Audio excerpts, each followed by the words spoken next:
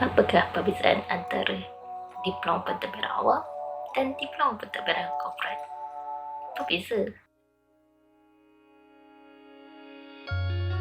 Hai dan Assalamualaikum. So, kali ini kita akan membincangkan berkaitan apakah perbezaan antara diploma pentadbiran awam dan diploma pentadbiran korporat. Apa beza? Nama saya Rukaya dan kawan saya akan menjumpa kawan saya Najwa Halim untuk menceritakan tentang diploma pentadbiran awam, dan maka saya akan menceritakan tentang diploma pentadbiran korporat. So, soalan pertama kita, apa itu? Okay, so basically diploma pentadbiran awam ni dia merupakan nama pendek je DPA dan dia terletak di bawah bahagian Fakulti Sains Pentadbiran dan Pengajian Polisi ataupun lebih dikenal lagi sebagai FSPPP. Okay, basically DPA ni dia belajar tentang apa? Okay, nama pun pentadbiran awam, so dia banyak belajar kepada bahagian pentadbiran, government service, dan juga dia belajar berkenaan dengan politik. Okay? Sistem macam mana sistem pentadbiran kat Malaysia ni, okay, macam mana pasal Perdana Menteri, Kabinet, Parlimen, macam mana urusan sesuatu pentadbiran tu diuruskan. Okay, itu major dia berkenaan dengan politik kat Malaysia ataupun luar negara. Apa itu diploma pentadbiran korporat? Di UiTM, kod kursus untuk diploma pentadbiran korporat ialah AM120, dan diploma pentadbiran korporat hanya ada di UiTM Seremban. Diploma pentadbiran korporat merupakan sebuah program, sebuah kursus yang diwujudkan untuk menghasilkan pentadbir korporat.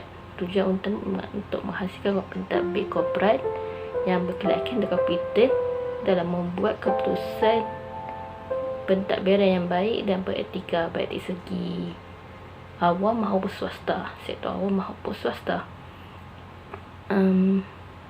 Pentadbiran korporat ini dia lebih kepada, dia seimbang, dia ada menghafal dan mengira. Okey, soalan kedua, silibus apa yang kita akan belajar? Tentang subjek yang dibelajar. Untuk mengetahui korang, subjek DPA ni dia ada 5 sem. Okay, sem 1, sem 2, sem 3, sem 4, sem 5. Okay, kalau macam sem 1 ni dia ada 8 subjek. Sem 2 ada 7, 3 ada 7, 4 ada 6, dan sem 5 pun ada 6 subjek. And total subjek semua adalah 34 subjek. Dan sem 1 ni dia ada macam subjek CTU, Islamic Finance, bukan Islamic Finance, CTU ni dia belajar pasal pendidikan Islam masa kat sekolah tu. Dan dia ada Business Math, dia ada PAD tu subjek yang kena membaca, and dia berkenaan dengan, adalah kod-kod dia. Dan yang pertama dia akan ajar kita kat sem 1 tu Introduction to Management Principle of Public Sector, macam mana pentadbiran tu nak diuruskan kan. Lepas tu dia ada Public Administration, Introduction, lepas tu ada Study Skills and so on. Part 1 ni pada dia senang je, senang nak score kalau sebab dia macam asal untuk kita kan, apa yang kita akan belajar sepanjang tempoh sem tu. So itulah yang kita akan belajar waktu tu. So kena take note sebab pengalaman daripada pengalaman sendiri kan. Lecturer selalu cakap, macam selalu waktu MDS kita selalu dimomokkan dengan kena belajar ni, kalau tak nanti UiTM boleh quit kita daripada sem 2, sem 3. So daripada situ nak belajar dalam sem 1 ni terus belajar, tak boleh nak main-main dah, sebab kita nak faham kan apa kita takut kena terminate. So daripada situlah macam okey, sem 1 sebenarnya boleh bawa untuk korang yang betul-betul berminat. Okay, untuk second part tu pula senang nak score juga. Dia ada kita belajar ada Koko dia kesatria, tapi rasanya musim-musim COVID ni dia ditangguhkan, and sekarang pun pengajian online kan, so dia lagi mudah lah, sebab subjek PAD ni dia banyak membaca. Subjek diploma pentadbir awam ni dia banyak membaca. Tapi kita dikira kos ni dikira beruntung sebab every sem dia ada subjek yang kira-kira. Contoh kalau macam Part 1 Part 1 sampai Part 4 kita akan ada subjek kira-kira. Okay, contoh Part 1 dia ada business math, and then yang lain subjek membaca lah, of course biasa. Lepas tu yang second dia ada introduction to accounting. Accounting ni untuk pelajar-pelajar yang ambil bidang account kan waktu kat sekolah, dia sama je.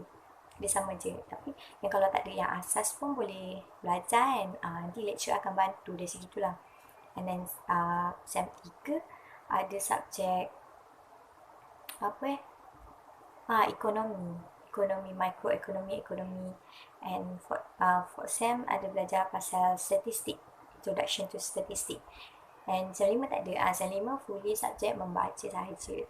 So daripada situlah untuk yang student dia nak balance kan. Otak kita kan kadang tak boleh nak terima benda baca sangat kan. So kita kena balance kan membaca dan juga pengiraan. So itu adalah benda yang sangat-sangat bagus and sangat-sangat beruntung lah untuk siapa-siapa yang ambil subjek ni kan. Okay, soalan kedua, silibus apa yang kita belajar? Untuk pengetahuan korang, kita ada 5 semester, iaitu 2 tahun setengah. Mengambil masa 2 tahun setengah untuk habiskan diploma kepentadbiran korporat ini. Kita ada 5 semester, semester 1 hingga 3. Semester 1 hingga 3 ada 7 subjek. Semester 4 dan 5 kita ada 5 subjek. Lagi sikit daripada diploma pentadbiran awam. Semester 1 course subjek, saya akan cakap pasal course subjek. Course subjek semester 1 ialah Management Principles and Practices. Kita ada Human Resource Management. Course subjek. Benda ni penting untuk lulus, untuk kita capai benchmark yang tinggi sikit untuk semester akan datang.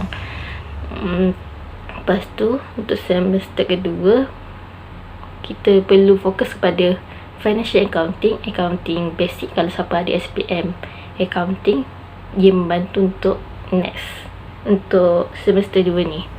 Lepas tu kita ada semester 2 kita ada Principles of Economics, di gabungan antara microeconomics dengan macroeconomics. Lebih mudah daripada diploma pentadbiran awam. Dan kita juga ada semester 2 sudah. Kita juga ada Malaysia Legal System, kita akan belajar Federal Constitution.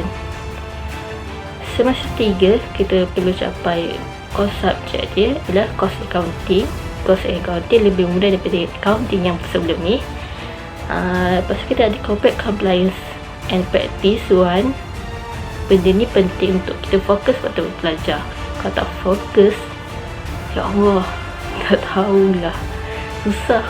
Bagi saya agak beban untuk menghafal benda ni, sebab kita akan belajar, kita perlukan company law, kita akan hafal Companies Act 2016. Lepas tu benda yang penting ialah juga law and practice of meeting. Benda ni untuk kita faham macam mana kita handle meeting, macam mana meeting public listed company, macam mana meeting society meeting tu macam mana handle. So lepas tu untuk semester 4 benda penting ialah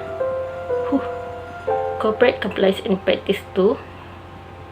Lepas tu company secretary practical practice workshop ni kita akan buat macam mana kita berada di pejabat. Benda ni paling mudah lah bagi saya untuk achieve A. Dan kita ada juga course subjek kita ialah Introduction to Statistic dan juga Introduction to Public Sector Quality Management. Semester 5 kita ada Ethics. Ethics ni penting, sangatlah penting. Dan kita ada Strategy Management. Kita juga ada benda penting, Industrial Relation. Industrial Relation ni kita belajar macam mana kita nak, macam mana kebajikan seorang bekerja majikan, macam mana handle majikan kebajikan mereka. Selesai silibus.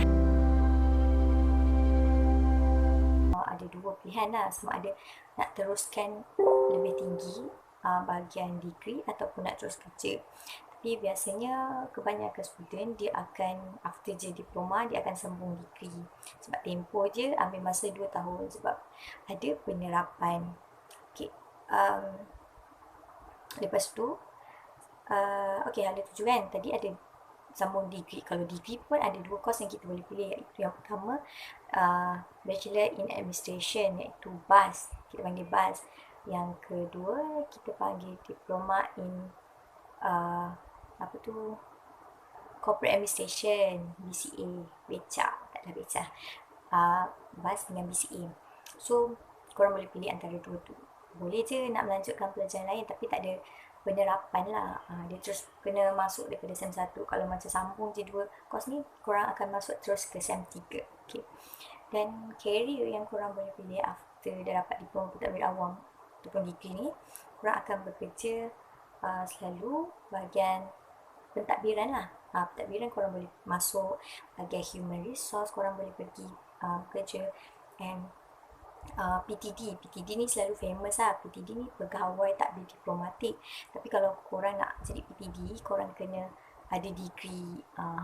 Dan dia sangat-sangatlah famous ya. Dekat bahagian pentadbiran ni dia sangat-sangat famous. And kerjaya ni sangat-sangat susah sebenarnya. Tapi kalau korang minat, korang go for it. Okay, so yang yang seterusnya korang pun boleh jadi lawyer. Kalau nak jadi lawyer, dah habis GPA, nak sambung bahagian law kan, korang boleh sambung. Tapi korang kena make sure yang korang punya CGPA itu adalah 4 flat and budak-budak dekan lah. Maksudnya korang punya CGPA tu layak dengan korang nak jadi lawyer. Takkanlah macam kita nak jadi lawyer tapi CGPA kita rendah kan. Tak boleh, sebab lawyer nanti dia akan lagi banyak membaca, lagi akan banyak subjek yang dia nak, faham tak? So dia akan jadi susah lah untuk korang juga. So all the best untuk semua. Itu adalah perbezaan antara diploma pentadbir awam dan juga diploma pentadbiran korporat. Okay, kita jumpa lagi.